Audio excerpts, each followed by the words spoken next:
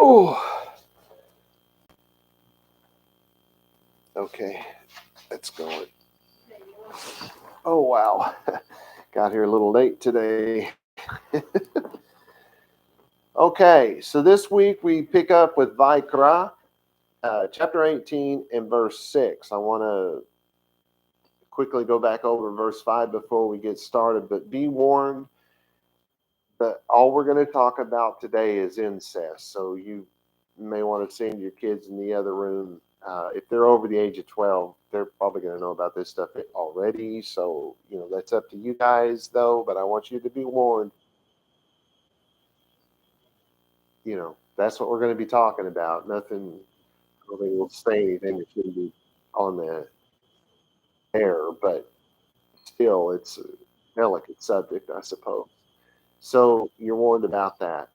To pick back up on where we left off last week, we were on verse 5, and my translation of that verse was, "And you will guard my ordinances and my judgments, which mankind does and lives according to them. I am Yahweh," right?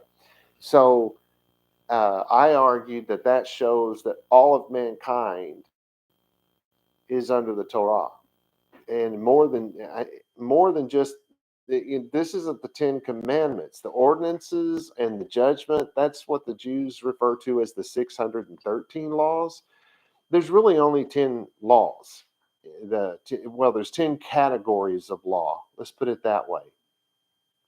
For us to understand it in today's terms, there's 10 categories. Then there's four letters put together. I'm not including the book of Genesis. There is only one law in the book of Genesis, and it's a law to mankind: be fruitful and multiply. That's the one law you can find in there. It has nothing to do with the law of God. That's the law of every human being, every animal, every whatever.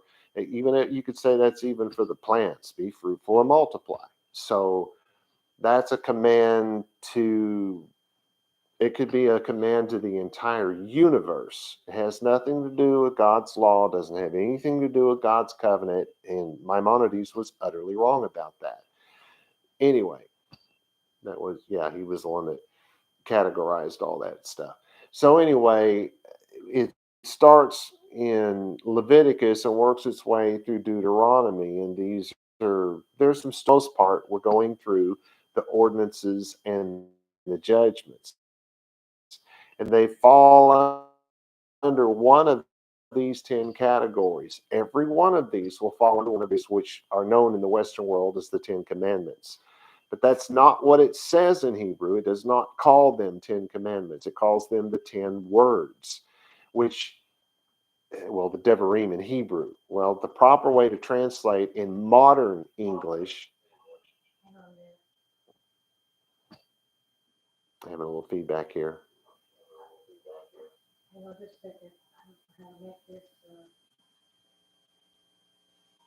if Tina leaves the call, it'll shut off. Okay, go ahead. Okay. So in modern English, it should be categories, the 10 categories, not the 10 commandments. That has really led the world into wrong think when it comes to the Bible. So here we're being told there is no, what's the word I'm looking for? Contingent. There is no contingency that if you live this way, if you obey these laws, you will live. There is no contingent if here. So it's a wrong translation to say it that way. And they, as far as I know, all of them do. And they are all wrong. Why would the Jews translate that way? Well, because they know that this is written only to the Jews, right?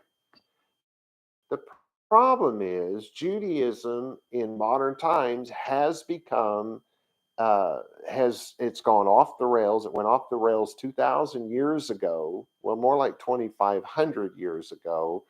And by the 2,000 years ago, it was just there was just the last little bit of what I would call biblical Judaism left, and it was among the group called the Hasidim. The Hasidim are the ones who are spoken of predominantly in the New Testament letters. There's people say, open to the Hasidim. Yeah, we do. Yes, we do. They're the people of the New Testament. They're the ones that are very wrongfully called Christians. There was no Christianity 2,000 years ago, period. End of subject. It did not exist. Judaism was not wiped away. Jesus did not convert to Christianity. His disciples did not convert to Christianity. Christianity did not exist. Oh, well, there was Catholicism. No, sir, there was not. Constantine had to win his little war before there could be a new religion. That's 300 years after Yeshua and the Talmudim, Jesus and the disciples. That's 300 years later before that even started. And 100 years into that religion, they finally gave it a name. It didn't have a name for the whole first 100 years. And the first 100 years, they didn't know what a pope was either. They didn't have one. That came in the 450s-ish. So you're talking 100 years into that religion before they came up with that whole idea that Peter was the first pope, blah, blah, blah, yak, yak, yak. No, that's nonsense. And it's all made up. There's no truth in any of it. So history does not bear it out. Sorry. So there were no Christians. There were no Catholics. Nothing connected to Christianity existed in that time. Now the Catholics, the Constantine bunch started, they are the ones that took those absolutely Jewish letters that we now know as the New Testament that were written by Jews to other Jews concerning matters of the Jewish religion and perverted them into what we see now. And it's why you have Jewish rabbis running around bad-mouthing the New Testament and bad-mouthing people. They don't speak or read or understand Greek at all, because they wouldn't do what they're doing. But I went in there and told you what it actually says, what they actually mean when they say the cock crowed, or what they mean when this, that, or the Yeshua came. And they were looking for him to be born in what we would now know as the year 6. Why? What did they base that on? Oh my gosh, how could they possibly know? Well, it's in the book of Yirmiyahu, and it's in the Bible. They gave the actual date that the Mashiach would come, which coincides with the year 6. That's when 0 should have actually been. But the guy that put that together, there was an awful lot of information he didn't have available to him. So to get it within 6 years is pretty good. And if you want to see how I know that, go purchase some of the works done by, what is his name? Oh my goodness. Dr. Charles. It is either in his work on the Assumption of Moshe, which is where I think it is. I'm pretty sure that's where it is, where he shows you how he can narrow it down to the year 6. It is a very good argument, and I would defy anyone to show him wrong. That it ain't going to happen. You just have to make stuff up and leave things out. That is the best argument I have ever read.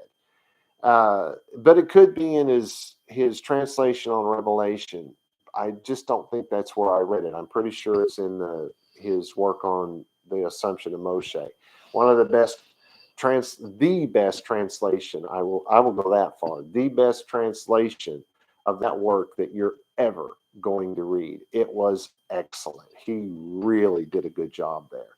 But there he lays out the dating from Yirmiyahu and Daniel, and they both come out to the year 6, which is the year Yeshua was in fact born.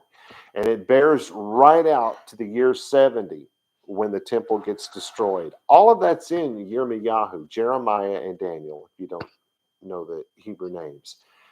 That it's there. That's how that guy in the New Testament picked Yeshua up and said, now the Spirit had told him that he would see Mashiach before he died. Well, in his world, the Spirit was the Torah. And the Torah in his time was not the first 5 books of the Bible.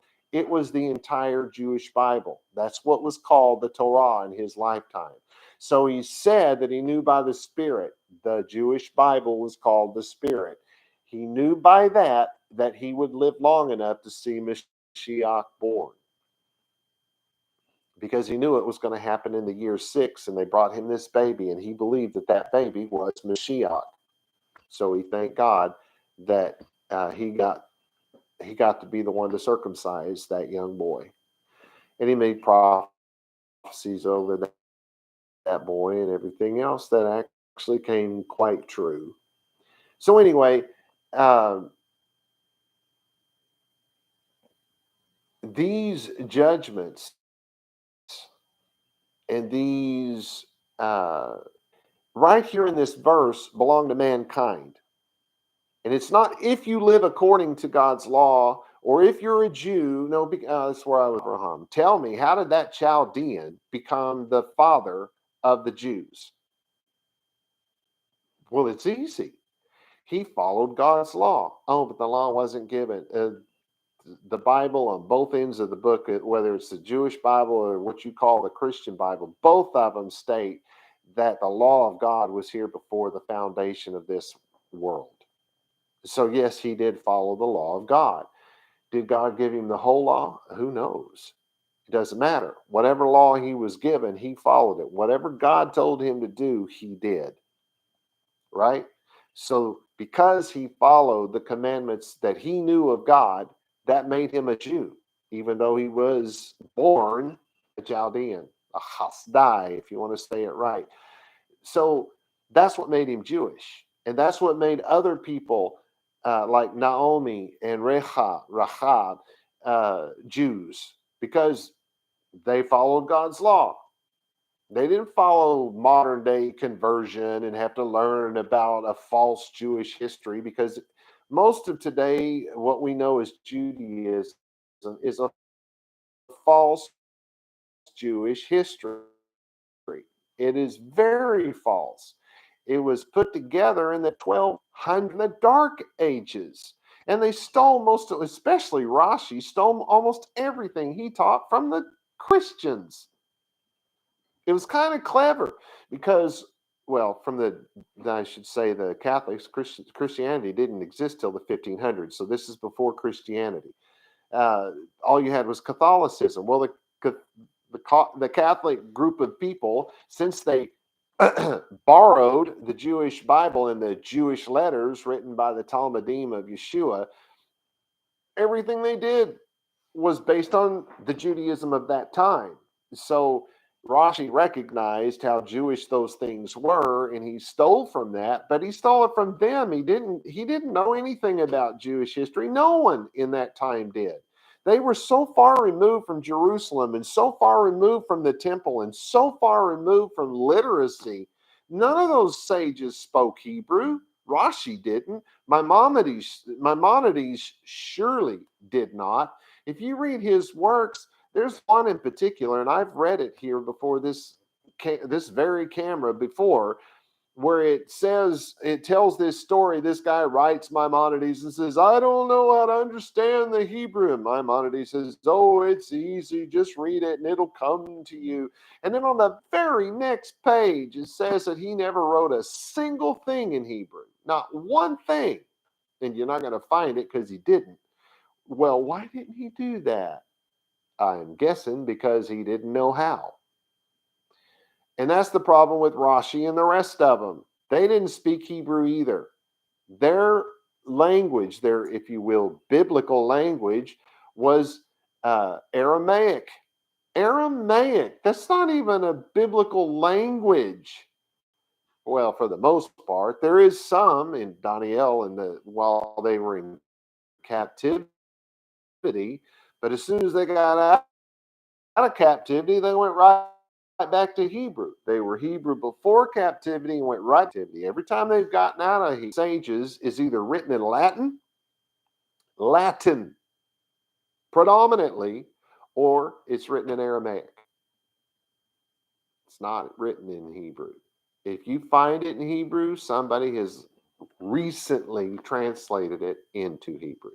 So if you have a Talmud that's written in Hebrew, trust me, it wasn't originally written in Hebrew. It's been translated to Hebrew. You follow what I'm trying to tell you? So what makes a person a Jew? That they're born of some bloodline? No. We cannot know what bloodline is actually a pure Jewish bloodline. It's not even likely that they're, because we can't go back and take Moshe's blood or Aharon's blood. Moses and Aaron is who I'm talking about. If you don't know who I'm talking about when I say their names in Hebrew, we can't go back and do that. So we don't know what real, true, pure Levitical blood is. Anyone who tells you that is selling you something. Watch out. Or they're ignorant of the facts. So we don't know. But are we still Jews if we don't believe in God? No. No. Look at the word Yehudi. It's made up of two words. The first one is God's name, his proper name. And the second one is Hud, imitator, follower. Yeah, follower of God. How do you do that? Oh, well, I pray to him and I think about him and I have conversation. No. If you're a follower of God, you live according to his law. It's the only way you can follow God because that's his lifestyle. The law. That's how he lives. He doesn't commit adultery. He doesn't want somebody else's stuff. If his neighbor gets his ox falling down in the ditch, he's going to help that neighbor out. I know for the most part, he doesn't have those things as far as we know. We don't think that there's someone married up there whose wife he would want to have, or somebody in heaven whose stuff he would want. Not likely, right? So it's easy for him, right? Well, all of these things can be applied in many different ways, and I guarantee you're not going to find God crossing that line. It's going to be very important when we start on verse 6 here in a minute. So this is God's lifestyle. And the only way you can be a Jew is if you imitate God's lifestyle, i.e., you live according to the Torah. And the only way you have a covenant with God, the only way you can say that you are his covenant people is if you live according to his law, because his law is the covenant. There has never been a new covenant. See, those are English words. The Hebrew words don't say that. It says a new sacrifice. The word is slaughter. And there was a new slaughter if you believe in Yeshua. He was the one slaughtered. He was the one called the Lamb who takes away the sins of the world. See, Christianity has turned that into something very powerful. I mean, people hear the story and they're very drawn to it. Oh, all the little sins that you've committed, you little 9-year-old kid, all those horrible things that you did. If you just ask Jesus to come live in your heart and ask him to forgive you, all of that stuff will be washed away, you little 9-year-old boy. I'd say that because that's one that happened to me. Oh my gosh. I had never committed adultery. I had never wanted my neighbor's stuff. I didn't even know what that stuff was back then, right? Okay, you're say you're an adult and you've done all of those things. Really? That's what you think saves you? You think that you can actually say a magical potion prayer thingy, whatever you want to call it, and that's somehow going to save you? You think you can actually believe something and not do anything, and that's going to save you? It's nonsensical. I bought into it, but I was 9 years old. Come on, adult. You should be able to think better, more clearly for yourself than that. This is the Spirit of God. And there's only one way that won't lead you into eternal life, and that's blasphemy against this Spirit. That's not to live according to the law. That's the bad thing. And what's the church doing now? Oh, we don't live by the law. We live by grace. Ay, ay, ay. And it's weird because the church and the Catholicism all started out following the law of God. They all needed laws. They're starting this new world, with the new king of the world, who was Constantine at the time, and they needed a set of laws, so they took them from the Jews. They needed a new religion, that religion needed a Bible, so they took it from the Jews. Many groups have done that. And they've all perverted it to make it fit what they were doing. The Muslims did that, stole it from the Jews, rewrote it, completely perverted it, and turned it into their own religion. Yeah, that's where it comes from. If you're a Muslim and you think I'm lying to you, sit down and read the Jewish Bible, what the Christians call the Old Testament. Sit there and read that beside your Quran. See if that doesn't open your eyes, because if that doesn't, nothing's going to. But anyway, so we're talking these laws are for all of mankind. There is no conditional if here. So if you add the if to it, it is a false translation. So it says, and you will guard my ordinances and my judgments, which mankind does and lives according to them. So if you live according to these laws, you find life. Oh, I could just go on for hours about that. And let me move on. Let's get started here today. Again, what? Everybody's loving it. Oh, anyway, again, quick warning. Well, now we're stepping into incest. So if you've got kids and you want to get them into the other room or something, now's the time to do it. Okay, so a very literal translation from the Hebrew to the English, and this translation is actually built by my computer, so it doesn't make a lot of sense. It's just literal word for word. It says, man, to all kindred, kinfolk, family, any of those things. So man, to all kin, flesh he, not shall approach they to uncover nakedness, I Yahweh. Okay, so we're going to start off with an overview. This is a very generalized overview type statement, and then it's going to get very specific afterwards. All right, so it says ish. That's a man as opposed to a woman. It's a man. Notice it's not the word Adam, it's the word ish. Okay, so this is man, and it says man. You realize that's an idiom, right? Then this is El, which is to, T-O. It's like I say to you. That's your word. This is Kol, which is all, everything, everybody, it's totality. She'er, which is the word for kin, K-I-N, as in a relation by blood, family. But it's more than just husband, wife, father, son, daughter, mother. It's not just the immediate family. This is all of your family. If they are a relative, any relative, right? Because that's what's being said here. The saro, flesh, he. So these are people who in some way, somehow share the same bloodline as you. That's what they mean by his flesh.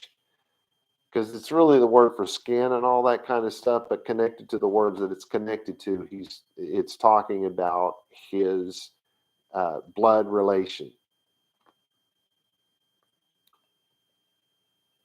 This is low. He will not tik rebu. So that shall approach. He will not. He shall not approach. Let's put that way in English. To come near, use of men and poetically of things, especially of time. But it says here, in a good sense of conjugal intercourse. Now, you do realize that word can be, intercourse can be speaking to each other.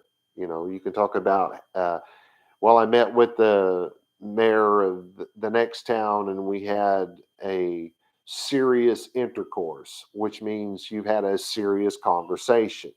But you also know this word intercourse is used of something else. And when it says conjugal intercourse, I think all of you adults in the room know exactly what we're talking about. And then it says le galot. This is literally to uncover, properly to be naked because you have no covering. Hence to be bald. If you're bald, you got a naked head. If you're shaved, you have a bald face or a naked face. And that's where bald-faced liar comes from, because if you're a Jew and a man, you're not supposed to shave your beard, right? So if your face is bald or if your face is naked and you're not Jewish, then you were called by the Jews a bald-faced liar. Even if you were a very honest man, you would still be a bald-faced liar, because only truth to the Jewish world, truth reigns only in Judaism, and that more specifically in Torah observance. So that's where that came from. Then it became bold-faced because they wrote it in words, so bold-faced type, you know how that worked. Okay. It is to make naked, to uncover, as the feet, which is idiomatic for, you got to go number 2. They call that uncovering your feet. To uncover the nakedness of a woman, in other words, to have intercourse with her.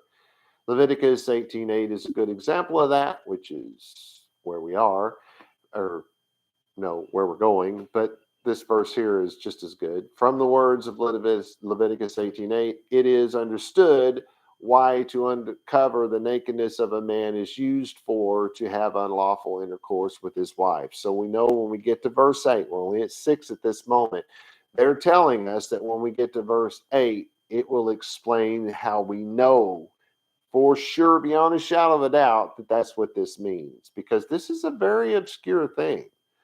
All right, so then it says erva. Well, that's the word for nakedness. Metaphorically, the nakedness of a land means that it doesn't have any protection. It doesn't have any, fencing around it. The nakedness of an orchard means that the trees are bare, right? So they use it in that way. But it's also of a human being naked. Let me just put it that way. I don't want, that's kind of gross the way they put it in the dictionary. Then it says Ani Yahweh, so I am God, using his proper name. So our translation is no one, because remember it says man, and then eventually it says shall not do these things. So it goes from being another or anyone, those are the words that usually when you say ish, we'll translate that as anyone or another. But because the negative article is connected to this thought, we say no one. No one shall approach a relative, the flesh. A relative is the flesh of any of his family. And we get family. Oh, it does say family. The word for kin, remember that? Then it says to uncover nakedness. That is an idiom for to have sex. And then it says, I am Yahweh. Of the words uncovering nakedness, even Ezra and Haskini both wrote that this was a euphemism for sexual intercourse. And again, they know this because of verse 8. All right, so verse 7. Very literal English, nakedness father you, and nakedness mother you, not nakedness mother you, she not naked, nakedness. Whatever, right? That doesn't make any sense. So our nakedness, we basically use 2 words to get the idea of the sexual intercourse, right? Now remember, in Hebrew, in biblical Hebrew, once you've said the 2 words, you don't have to say both words every time. That's what just happened. We're just saying ervat. We're just using the word nakedness. And then it says avicha, of your father. So no sexual relations with your father.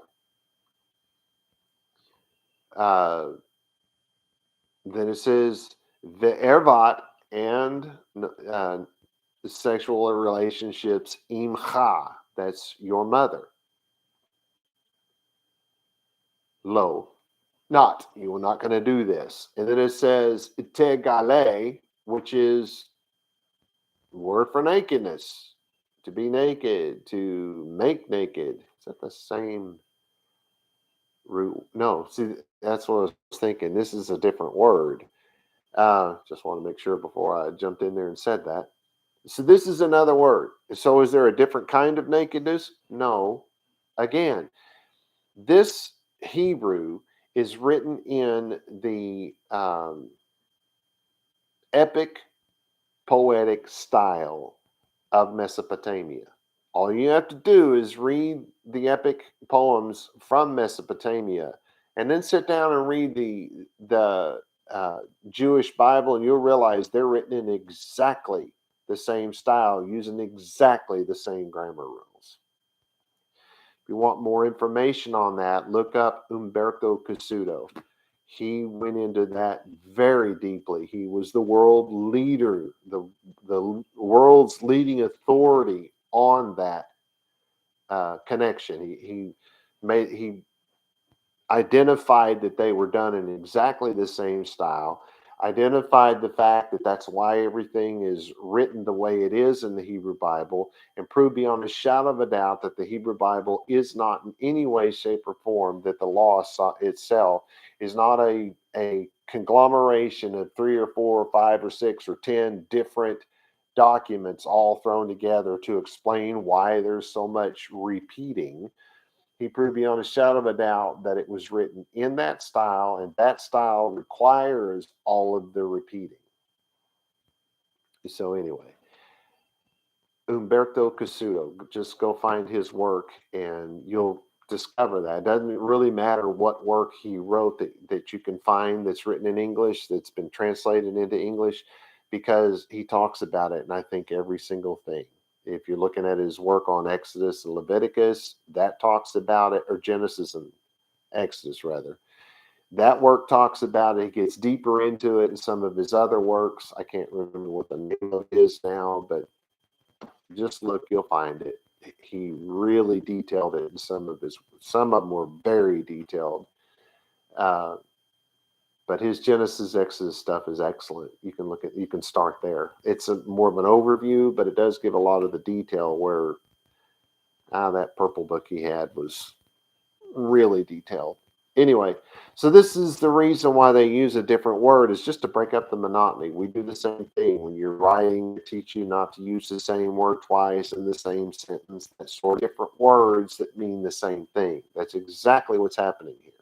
So it is a different word, but it means exactly the same thing. So it's properly to be naked, to make naked, and to be bald.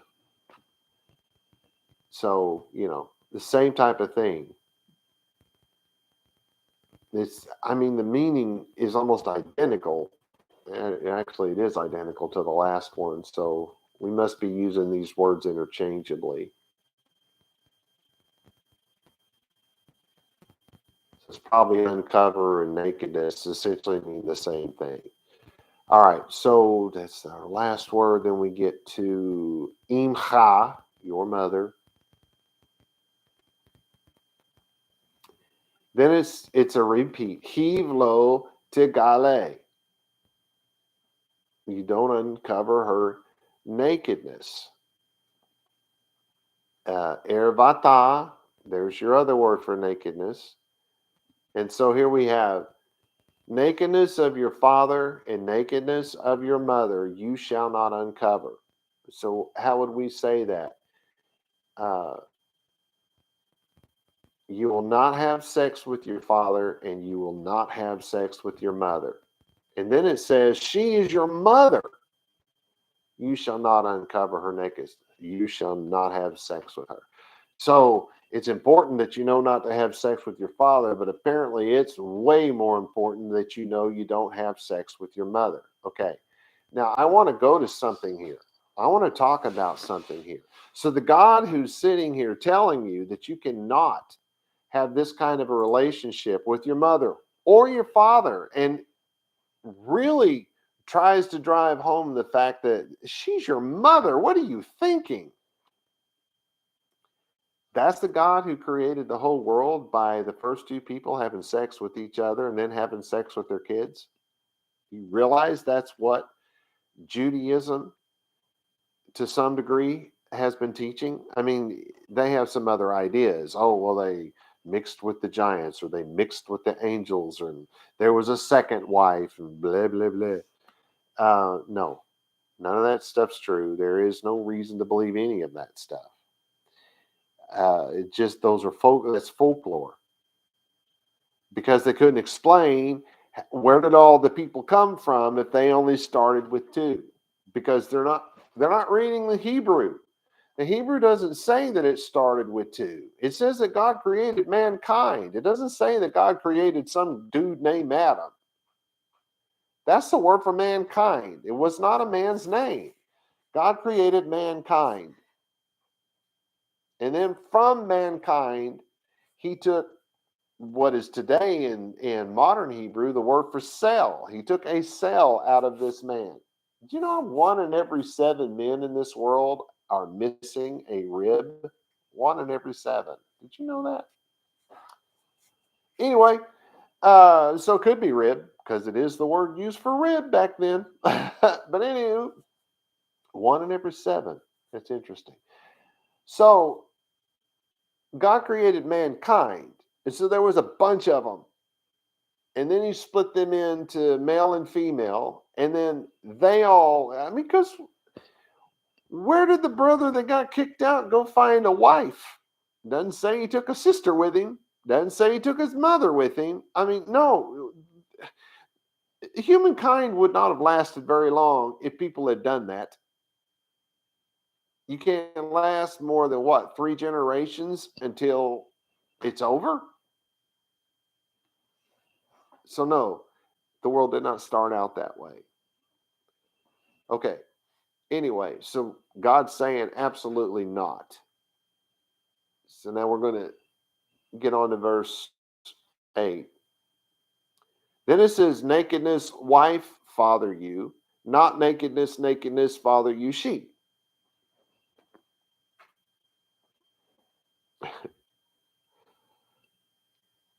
It becomes very hard to have something to say about these words when it's the same word over and over and over again. So we have ervat, which is one of your words for naked. Then it says eshet. So that's a woman of every age and condition, whether married or not, a female used of unmarried women, especially it is a wife, opposed to a husband. It's a very generic word, in other words, and it's used for a wife, it's used for an unmarried woman, it's used for even for little girls, right? It's used for all of that. If you're female, that's the word they used. Then it says avicha. That's the word for it's father, you, because in Hebrew they speak properly and put father first and you second. But in English, we do not speak properly. We say things backwards, and so we have to think of it as your father. And yes, we're doing it backwards. It seems odd to do it the other way if you've been raised speaking English as your first language, but that's because you were raised speaking a backwards language.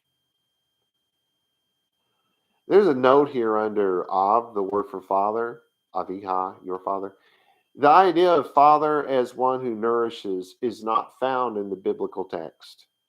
In biblical culture, the mother nourished the children. The father did not. It's why the brothers of, I can't even remember which one it was, who wound up in Egypt, and Yaakov. Okay. I went blank. The brothers hated him. Why? Well, because the father treated him very weirdly. He acted like he was something special. He was always loving on him and giving him a special outfit to wear, which we now call the coat of many colors. No, it was not. Doesn't have anything to do with many colors. It was a very fancy outfit that you wore from head to toe, generally under your regular clothing, and he obviously had not purchased something like that for his other sons. But you realize by the time Yaakov was born, his father had found God. The others were born prior to that, so something changed. God had softened his heart, and in their culture, that was very weird. Anyway, this is lo, which is not tigale. That's your other word for nakedness. That means exactly the same as the erbat, which is your next word. Then it says avicha. So that's the second time in the same verse it said something about not doing this with your father. So I guess now we're getting the father on this one is more important than the wife, the mother, because the mother was first and the father. All right. So our translation, do not have sex with your father's wife.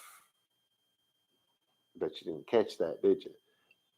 It, speaking of the nakedness of your father's wife, is the nakedness of your father. So what should that make you think of? Do you remember the story of Noah and his ark? Remember it saying that the brother had uncovered the nakedness of his father? Right here, we're just told what that idiom means. Do not have sex, do not uncover the nakedness of your father's wife. It, the nakedness of your father's wife, is the nakedness of your father.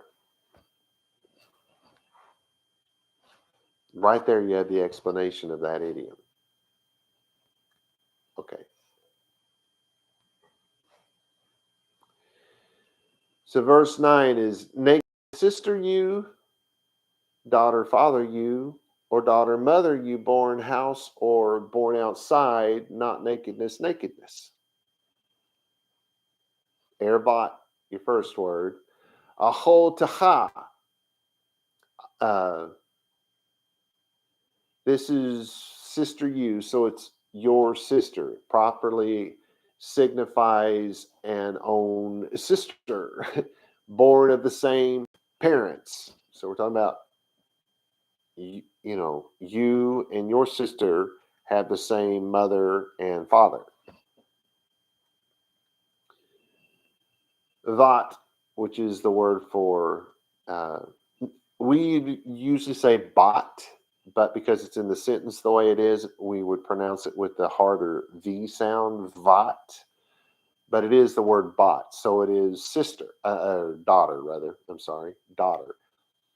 A female descendant, a maiden, a young woman, bot. So we have another word. We just had a word like that earlier where the word for woman and wife and all of that, how generic that was used for a lot of different things. This is the same thing. It's a very generic word, has a lot of different meaning, but it's always going to be speaking of a woman in some way.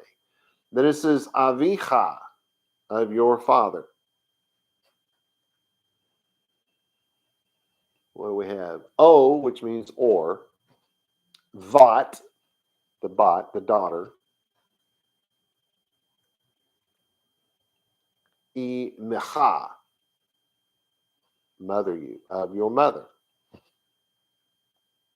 Moledet, that's a new word.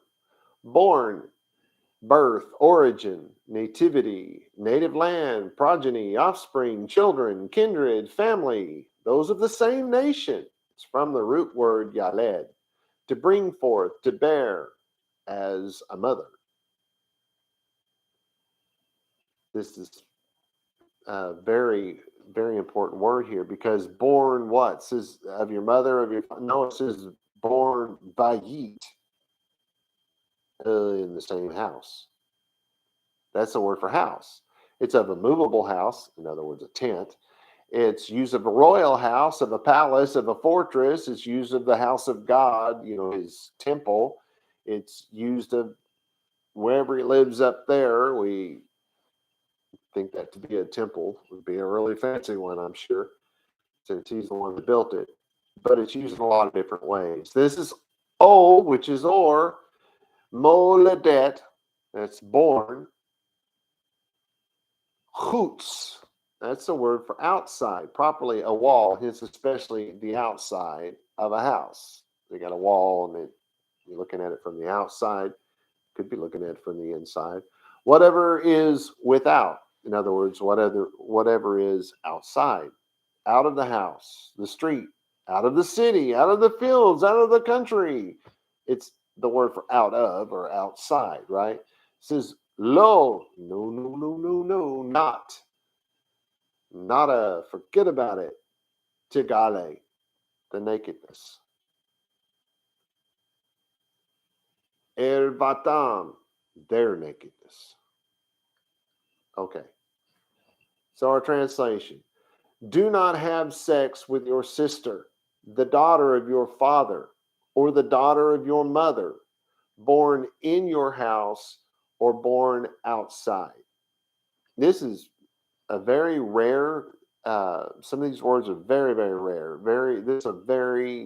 You're not going to see this very often in the Hebrew Bible. So the words, the sister born in your house or outside. We really got to talk about this. It's an obscure term, but to be born inside your family. Now, there's all of these arguments. I didn't even bring them up. I didn't even want to have to deal with the arguments that were set out by the sages. They were so outlandish, so off base, so outrageous. I didn't want to talk about them because it would just make me angry and I would say something ugly. And I don't want to do that. The sages have their place in all of this. They just were not very well educated. Which is funny because they're called sages, which would indicate they were very well educated. But anyway, what's being said here is that to be born inside your family would represent, in this case, a sister born while outside would be a step sister. Because that stepsister, while she may be born of your father or maybe your mother, she's not born of your father and your mother. So inside is your father and your mother. Outside is one or the other, but to someone else. So say the father married a widow, or the widow married, or the father was a widower and married someone else, and one of them already had kids, and so then they had kids together. This is excluding your immediate sibling and your step sibling. Off limits. Forget about it. Don't think about it. Don't go there. All right. So we have just enough time, I think, to get one more in. Verse 10. Nakedness, daughter, child you, or daughter, daughter you. Not nakedness, nakedness, for nakedness you're they. By now you're probably getting it, right? Ervat. So there's your one word for nakedness. Bat. That's your word for daughter. And in this case, it is bat instead of vat. Where are we going from there? Bincha. Child you. So we got daughter, child you. Granddaughter. O, which means or. Vat. It does have to be the hard or V sound. That's daughter. Bitcha. Daughter you. Granddaughter. Lo tigale. No uncovering the nakedness. Ervatam, nakedness. Ki, because for if. Ervatcha, it's your nakedness.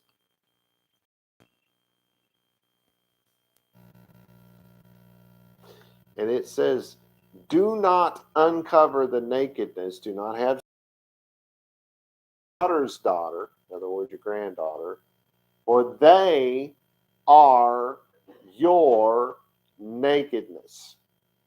So here we have a further, deeper explanation of that previous idiom, where it spoke of the son of Noah having sex with his mother. Could have been a stepmother. We don't, off the top of my head, I don't know. I should say it that way. I haven't read it in so long, I don't remember if it was his actual mother or his stepmother. Doesn't make any difference. Both are off limits. So it's do not uncover the nakedness of your daughter.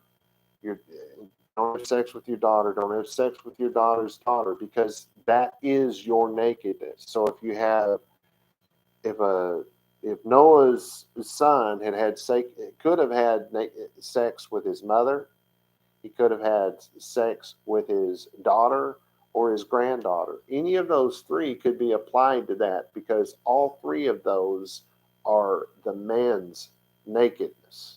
That's what it's called, the man's nakedness. In this case, they're saying your nakedness, but they assume you realize they're talking to a father. Okay. I've really run out of time here, so I guess we probably better call it a day. Do we want to go back over there?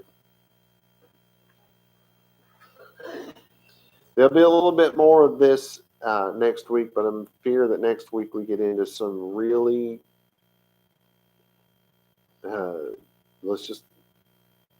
I'm just going to say icky stuff. So just so that you're forewarned, because one of these verses is graphic beyond belief if it's translated right, and I'm going to do that because that's what I do. So if your children are under the age of 12, you might want to rethink this. I do, and even then, some 12-year-olds aren't ready for this.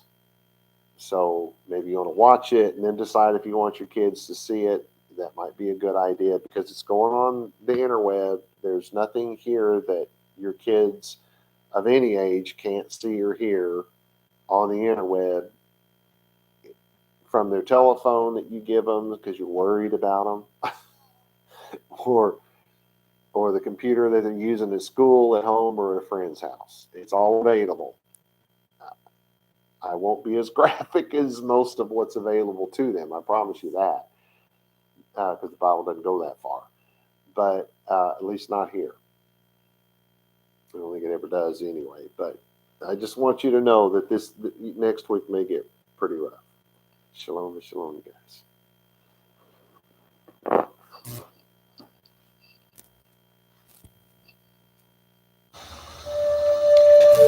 The blessing, vaYiqra. Yavarecha Yahweh v'yish merecha. Ya'er Yahweh panai v'lecha v'hunecha. Yisa Yahweh panai v'lecha v'yasim lecha shalom. And in English, may Yahweh cause you to lie down so that you may rest. May he touch and caress you. May he prepare you for what is ahead. May he watch over you. May he keep you from harm. May he cause goodness to grow in you and take away the bad. May he arrange your life and cause you to flourish. May he cheer you up and gladden your heart. May he cause his light to shine through you. May he show you tenderness, favor, and love in his presence. May he show you kindness and be delicate towards you. May he show you his generosity, mercy, compassion, and desire for you as it comes forth from the depths of his soul. May he lift you out of your pit and deliver you from the things that hold you prisoner. May he draw you to his chest and cast his eyes on yours. May he show you his love and desire for you as he cradles you in his arms. May he bear your punishment and pardon you of your sin. May he take you for his bride. May he establish a foundation in you. May he place his name on your heart and mind and make your body his temple. May you be his treasure. May you always be on his mind. May he draw you near and comfort you when you are afraid. May he assure you there is nothing to fear because he is with you. May you and all that concerns you be at peace because he is your friend. Amen.